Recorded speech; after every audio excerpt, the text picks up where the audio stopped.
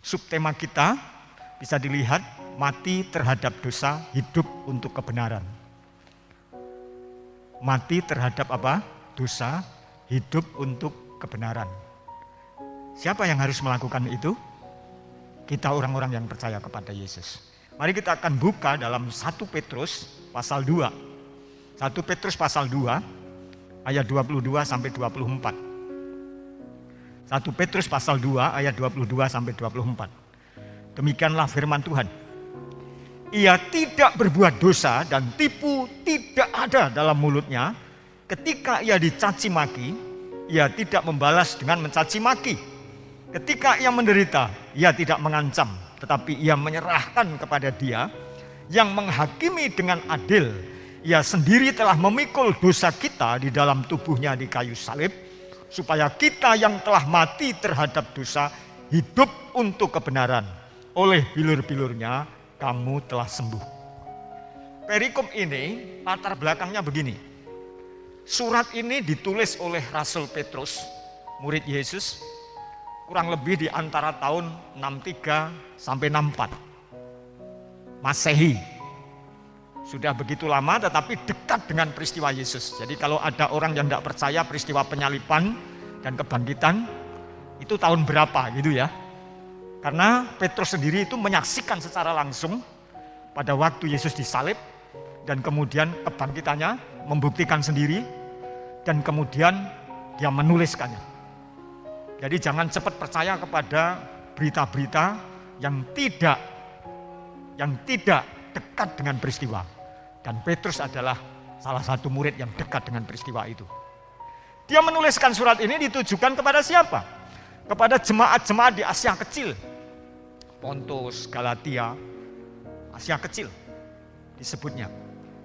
Mengapa dia membuat surat ini menjadi penting? Kalau kita lihat dalam sejarah, ternyata pada pemerintahan Asia Kecil dalam penguasaan Roma, di antaranya ada salah satu kaisar yang begitu kejam, namanya Kaisar Nero. Dan Kaisar Nero ini adalah kaisar yang bengis pada waktu itu. Bagaimana mereka menganiaya orang-orang yang percaya kepada Yesus. Waktu itu tidak disebut Kristen gitu ya. Tapi orang-orang yang mengikuti Yesus sebagai Tuhan dan Juru Selamatnya. Jadi penganiayaan itu sudah terjadi. Ada yang dibunuh, ada yang dibakar hidup-hidup, ada yang dipancung. Keadaannya begitu mencekam. Itu pada waktu itu. Dan dalam kondisi yang seperti itu hanya ada pilihan. Saya tetap mempertahankan iman atau saya putus asa. Kebanyakan ketika ada peristiwa pencobaan dan masalah, banyak orang putus asa atau mungkin cari jalan pintas dan tinggalkan Tuhan. Maka Rasul Petrus punya tanggung jawab yang besar untuk mengingatkan jemaat ini supaya jemaat ini kuat iman. Karena Petrus itu sebagai seorang rasul, dia merasakan sendiri tidak mungkin dia akan memberikan nasihat kepada jemaat di Asia Kecil yang sedang menghadapi penganiayaan yang bengis itu, kalau Petrus sendiri tidak membuktikan kuasa Yesus yang hebat dalam hidupnya. Tidak mungkin. Saudara, kita tidak akan mungkin memberikan nasihat kepada orang untuk kuat iman kalau kita sendiri mudah rontok iman kita. Petrus membuktikan. Bagaimana Petrus bukanlah manusia super. Dia orang yang biasa, tetapi ketika penyaliban Yesus dia sendiri sempat apa? Menyangkal Yesus sampai 3 kali. Wah, aku tidak kenal dia. Siapa itu? Itu Petrus. Tetapi ketika disentuh hatinya, dilihat oleh Yesus dan disentuh hatinya, dia mengalami pertobatan dan Petrus tetap mengagungkan Yesus sampai kemudian ketika Yesus naik ke surga, Roh Kudus itu turun berkuasa atas diri Petrus dan Petrus menjadi pengkhotbah yang luar biasa. 3.000 orang bertobat ketika dia berkhotbah karena kuasa daripada Yesus yang dia ikuti. Sampai akhirnya Petrus pun menjadi seorang pemberita Injil. Kalau kita baca kisah para rasul, kita punya grup namanya ABA. Ayo baca Alkitab setiap hari 3 pasal. Yang melewati kisah para rasul kita bisa melihat selain Rasul Petrus, Barnabas, tapi ada Rasul Paulus yang begitu hebat.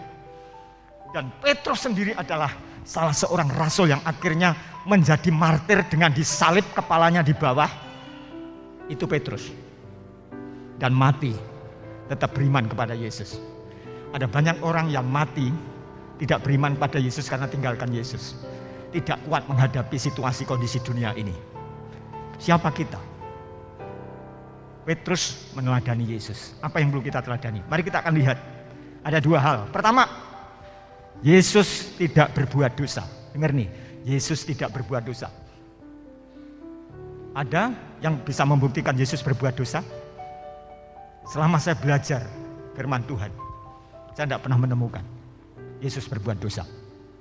Mari kita lihat di ayat 21, ayat 24, ayat 25 membuktikan Yesus tidak berbuat dosa. Kita lihat ayat 21. Dikatakan begini, ia tidak berbuat dosa dan tipu tidak ada di dalam mulutnya. Lihat di situ, di ayat berapa? 22 maksud saya ya, ayat 22. Dikatakan apa? Ia tidak berbuat dosa dan tipu tidak ada di dalam mulutnya. Dalam terjemahan lain dikatakan adalah ia tidak berbuat kekerasan, ia tidak berbuat ketidakadilan, tetapi dia berbuat apa? Kebenaran. Itu Yesus. Artinya dia tidak berbuat dosa. Baik itu dalam pikirannya, baik itu dalam perasaannya, baik itu dalam tindakannya, termasuk ucapannya. Itu Yesus. Padahal saat itu sedang apa? Dianiaya, disalibkan. Lihat, kalau kita meneladani Yesus, pada saat kita menghadapi pencobaan, penganiayaan, saat kita diolok oleh orang lain, saat kita dicaci maki oleh orang lain, apa yang kita lakukan? Kita ikut mencaci maki kan?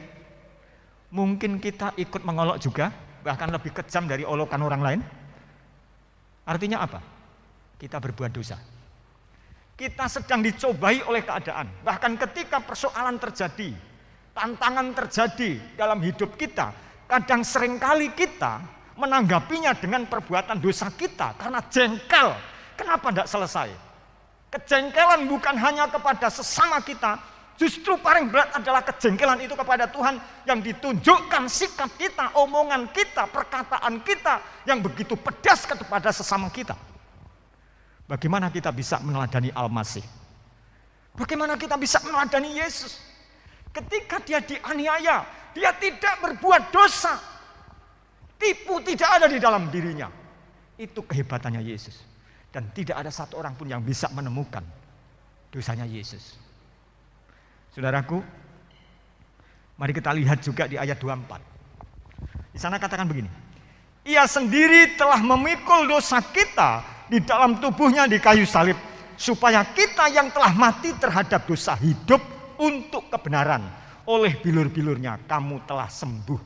Ayat ini menunjukkan bahwa kematian Yesus di kayu salib, satu sisi memberikan keteladanan bagaimana dia ketika menjadi manusia dan ketika menghadapi masalah, dia mampu bertahan.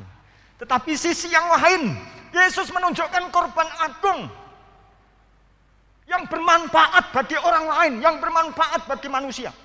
Maka secara ringkas pada waktu kita menghadapi persoalan, apakah di situ kita bisa menjadi korban bagi orang yang kemudian melihat bagaimana kita menanggapi posisi, kondisi, keadaan, dan mereka kemudian dipulihkan. Orang Kristen kok hebat ya, menghadapi persoalan dia tabah.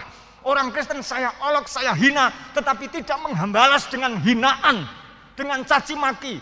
Luar biasa, apa yang menjadi pemegang kuat dalam hidupnya. Dan kita bersaksi, karena Yesus sendiri memberikan keteladanan. Dia tidak berbuat dosa, saudara. Tapi di saat kondisi penderitaannya, dia memberikan korban agung yang luar biasa. Saudaraku, ini menjadi contoh yang terbaik. Karena tujuannya apa? Supaya kita diagungkan oleh Tuhan. Itu baru Tuhan. Sekali lagi, itu baru Tuhan. Kalau dia rela menganugerahkan dirinya untuk kita, supaya kita dikuduskan, supaya kita dibenarkan, supaya kita diagungkan di surga, itu baru Tuhan. Karena Tuhan itu selalu memberikan jalan yang terbaik, bukan jalan buntu. Itu Tuhan kita. Saudara renungkan, selama menjadi orang Kristen ketika engkau tidak melihat bagaimana karya Tuhan dalam hidupmu, tanda tanya besar. Siapa yang kau percayai? Tapi setiap orang yang percaya kepada Yesus mampu memberikan jalan keluar. Bukan jalan buntu. Saudara akan menikmati anugerah-anugerah yang besar. Bukan hanya pengharapan yang memang sudah dijamin oleh Tuhan, tetapi kehidupan kita pun Tuhan memberikan jaminan yang besar dalam hidup ini. Karena Tuhan begitu luar biasa. Maka di sana dikatakan apa? Oleh bilur-bilurnya, di situ katakan bilur-bilur Yesus. Maka dikatakan apa? Disembuhkan. Kadang-kadang orang pakai ayat ini tidak dalam konteks. Ketika orang sakit dan dia bilang apa? Oleh bilur-bilurnya kamu sembuh. Padahal maksud dari pada ayat ini tidak bisa dipisahkan dari ayat sebelumnya. Berbicara mengenai apa? Kesembuhan rohani. Ini kesembuhan rohani.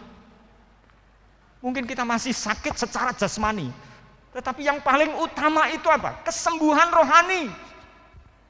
Yang dulu penjahat sekarang menjadi orang yang baik. Yang dulu menyimpan dendam dan sekarang dia menjadi orang yang rendah hati dan tulus. Yang dulu dia tidak memiliki pengharapan, tetapi sekarang dia memiliki pengharapan. Itu lebih besar daripada apa? Kesembuhan daripada sakit. Tapi banyak orang ketika sakit, rohaninya ikut sakit.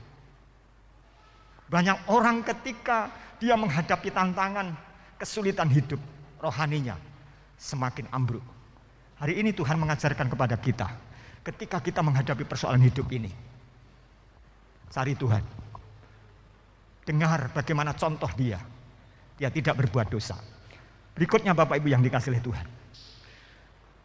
Di ayat 25 dikatakan begini, ayat 25. Sebab dahulu kamu sesat seperti domba. Petrus sedang menunjukkan kepada jemaat dengan tegas, dulu itu kamu seperti domba. Ciri domba itu apa? Kalau dia tidak masuk dalam kerumunan domba yang lain dan dia menyendiri, dia sesat. Itu domba. Dia sulit untuk mencari kawanannya, sulit untuk kembali ke jalan yang harus dia lewati semula. Itu domba. Selain itu, domba itu adalah binatang yang paling lemah pada waktu itu. Jadi ketika dia hilang dari gerombolannya, sama seperti kita. Ketika kita hilang dari persekutuan kita dengan yang lain di dalam Tuhan, maka kita akan menjadi sesat. Banyak orang yang hancur hidupnya karena meninggalkan persekutuan-persekutuan dengan Tuhan. Maka benar, kita dulu sama seperti ini, seperti apa yang dinyatakan oleh Rasul Petrus. Dahulu kamu sesat seperti domba, tetapi sekarang dikatakan apa? Kamu telah kembali kepada gembala dan pemelihara jiwamu. Siapa itu? Yesus. Artinya ketika orang menghadapi penderitaan dan persoalan, jangan menyendiri. Bersekutulah dengan keluargamu, bersekutulah dengan anak-anakmu, bersekutulah dengan jemaat yang lain. Tuhan bisa pakai untuk menguatkanmu. Jangan kau menyendiri, lama-lama hilang. Lama-lama tidak ada. Ini Petrus sedang menegur kepada jemaat itu satu sisi, tapi sisi yang lain dia sedang apa? Menyanjung. Ada jemaat-jemaat yang kemudian dia kembali kepada Tuhan dalam setiap apa yang dia hadapi, tidak peduli. Dan kemudian dia berkata, telah kembali kepada gembala dan pemelihara jiwa, yaitu Yesus Kristus. Saudaraku yang dikasihi oleh Tuhan, pikiran positif, ya, pikiran positif, jiwanya apa? Optimis.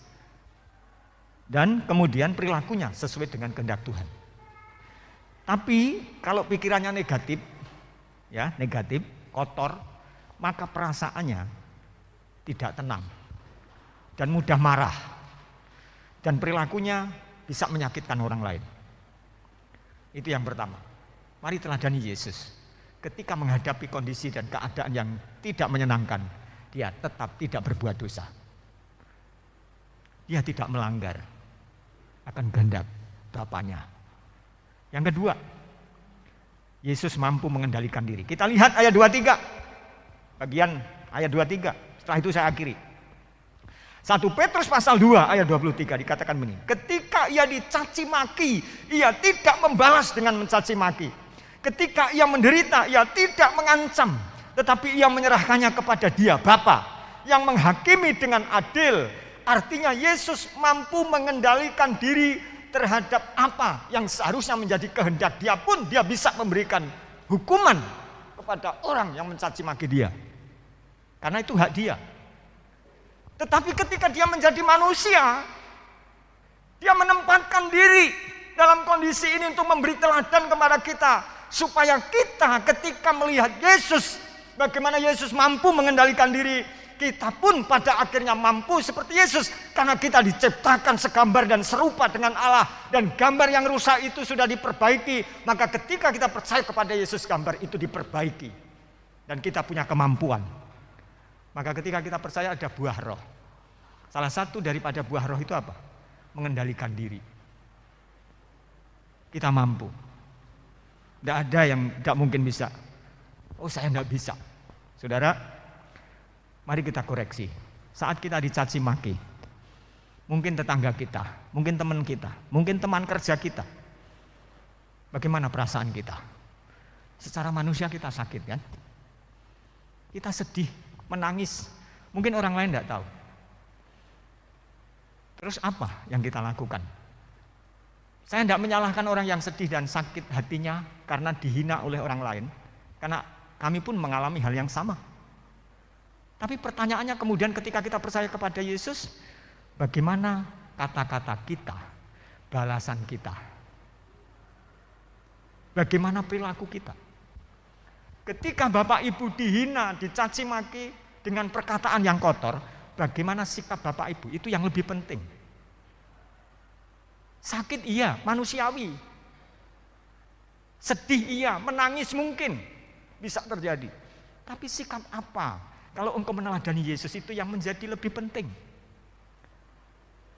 Saya pernah dengar di daerah saya sana, pernah terjadi padu, kemarahan suami dan istri. Dan ketika terjadi kemarahan suami dan istri ini, pada waktu saya masih SMP itu, ada seorang ibu bilang sama suaminya begini, "Mudaro aku ra getun." Tahu enggak kata-katanya? Mati saja, aku enggak apa ya? Aku rela gitu. Aku ikhlas. Sampai ngomong begitu kepada suaminya. Ini orang tua, artinya sudah menjalani hidup suami istri itu sampai tua. Tetapi pada saat ada persoalan, ketika mungkin ada hal yang menyakitkan hatinya seorang istri ini dari seorang suami, dia bilang apa kepada suami? "Mudaro, aku ragetun, mati saja, aku rela." Bayangkan saudara, peristiwanya sama seperti siapa? Ayub ya. Ketika Ayub sedang dalam penderitaan dan bagaimana istrinya berkata, mungkin dia sudah tidak tahan dengan apa keluhan yang disampaikan oleh suaminya. Mungkin dia setiap malam berkata, "Aduh, sakit, gatal dan lain sebagainya." Dan kemudian istrinya begini, "Sudahlah kamu kutukilah Tuhanmu dan matilah." Sama kan? Siapa kita? Kita tidak bisa untuk kemudian membendung tantangan dalam hidup ini. Kita tidak bisa mengatur orang lain, Bapak. Tapi kita bisa mengatur diri sendiri untuk mengendalikan diri sendiri. Jangan sampai hidupmu dikendalikan oleh orang lain, perkataan orang lain, yang kemudian engkau tidak pernah maju, engkau tidak pernah menghadapi kesuksesan, engkau tidak pernah menghadapi kesejahteraan dalam hidupmu karena dikendalikan pikiranmu dan perasaanmu oleh perkataan orang lain. Hari ini Yesus mengajar kepada kita, mari kita berani untuk melangkah, mampu mengendalikan diri kita, karena suksesnya hidup kita, kebahagiaan kita tergantung Tuhan dan diri kita. Dengerin itu. Kalau engkau dikendalikan oleh omongan orang, tidak pernah akan maju. Berikutnya, saudaraku yang dikasihi Tuhan, ketika ia menderita, ketika Yesus menderita, ia tidak mengancam. Jika kita menderita karena apa yang dibuat oleh orang lain atas kita, bukan kesalahan kita mungkin, apa yang terjadi?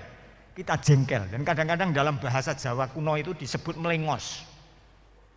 Mau ketemu aja enggak mau. Jangankan ketemu, dengar orang mengatakan namanya saja, pengen dihapus dari apa? Memori dirinya. Saudara, mungkin orang yang pengen kita hapus dari memori kita pun, dia enggak pernah tahu akan perasaan kita. Tapi kita sendiri dikendalikan oleh memori itu. Yang salah siapa? Kita stres sendiri. Berkali-kali saya ketemu dengan banyak orang konseling. Dan kesulitannya adalah apa? Mengampuni. Dengar nih. Berkali-kali saya ketemu dengan orang lain. Dan kesulitan yang sering terjadi apa? Sulit mengampuni. Saya mau tanya, siapa kita? Kalau kita sulit mengampuni, kita sedang menempatkan diri di atas Tuhan. Sedangkan Tuhan sendiri apa? Mau mengampuni. Dengar ya, sekali lagi, saya tidak sedang mengada-ada. Kalau kita sulit mengampuni orang lain, kita sedang mendudukkan diri di atas Tuhan. Karena Tuhan sendiri mau mengampuni kita.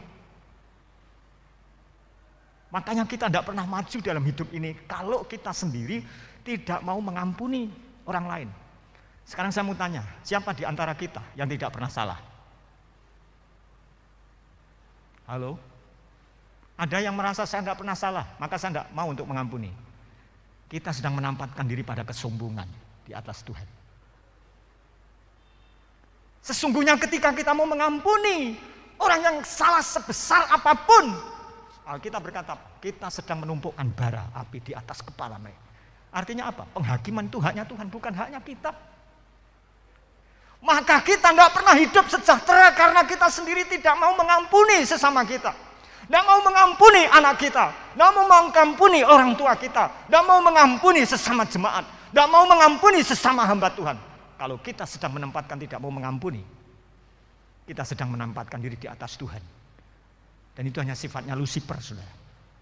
Sifatnya iblis yang ingin menyamai Tuhan. Kalau ini tidak, malah di atas Tuhan. Bisa dibayangkan. Kita sedang menghadapi Tuhan dan kita sedang angkuh di hadapan Tuhan. Hari ini Tuhan mengajarkan pada kita di bulan April, bulan Korban Agung, untuk kita berani mengambil sikap mengampuni siapapun orang yang bersalah di setiap hidup kita. Kesimpulan, orang yang sudah diampuni dosanya harus hidup dalam kebenaran dengan meneladani junjungannya, yaitu Tuhan Yesus Kristus, dengan tidak berbuat dosa dan mampu mengendalikan diri terhadap masalah yang terjadi. Maka hidupnya menjadi berkat bagi banyak orang. Mau jadi berkat? Mau jadi berkat? Yang di rumah mau jadi berkat? Bertindaklah seperti Yesus. Mari kita berdoa. Saya undang main musik, sehingga semua maju ke depan. Duduklah dengan sungguh-sungguh di hadapan Tuhan. Dan terimalah jamahan Tuhan pagi ini, dalam waktu yang singkat ini, supaya kalian diberkati. Jangan sampai berkat itu hanya kepada seseorang, temanmu saja, tetapi ketika Bapak Ibu Saudara hadir, bahkan yang ada di rumah, mau diberkati. Ikuti kebenaran firman Tuhan. Mari kita berjalan di dalam kebenaran itu. Tunduk kepala di hadapan Tuhan. Haleluya Yesus. Haleluya Yesus.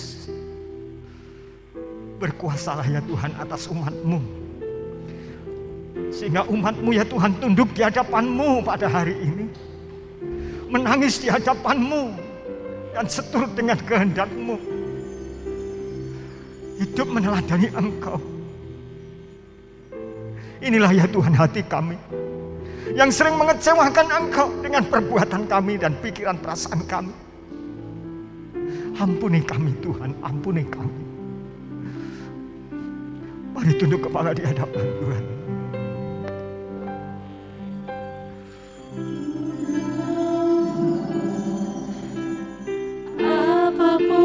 Haleluya. Dalam sikap doamu,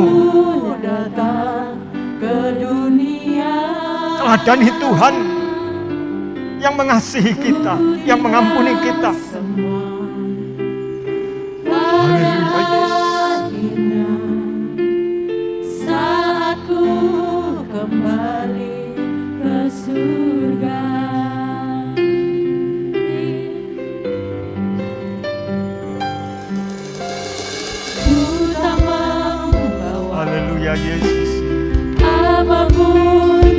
kuasa-Mu bekerja ya Tuhan atas umat-Mu yang hadir, yang ada di rumah.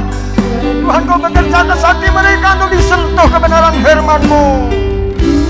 Sehingga ya Tuhan, kami menjadi orang yang sungguh berkenan di hadapan-Mu. Haleluya Yesus. Mari kita bangkit berdiri bersama-sama.